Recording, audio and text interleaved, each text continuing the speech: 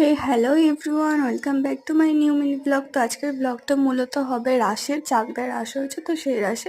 তো ঢোকার প্রথমেই দেখো অনেক দোকান বসেছে, অনেকটা মেলা টাইপের হচ্ছে। আর তারপরে এখানে কীর্তন হচ্ছে, অনেক লোকজন শুনছিল কীর্তন। আর এখানে থিম করেছিল মানে গোপালের ছোট্টবেলা থেকে বড় হওয়া দিয়ে অনেক অসুর বধ করা থেকে শুরু করে ছোটবেলায় যা যা করেছে সব কিছু এরকম থিম করেছে, খুব সুন্দর করেছে, তোমরা দেখো।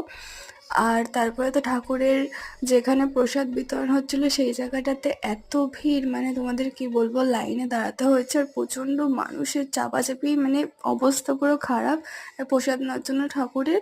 তো তারপরে কি এই লাইনে দাঁড়িয়ে তারপর যখন অল্প অল্প করে লোক ছাড়ে, দেখো কি পরিমাণে লোক ঢুকছিল। তো কথাই আছে, কষ্ট না করলে পরে কেষ্ট পাওয়া যায় না। তো অনেক কষ্ট করার পর আমরাও প্রসাদ পেয়ে যাই। তো প্রসাদটা খেয়ে আমরা বাড়ি চলে আসি। তো আজকের মতো ভিডিওটা এটুকু, ভালো লাগলে লাইক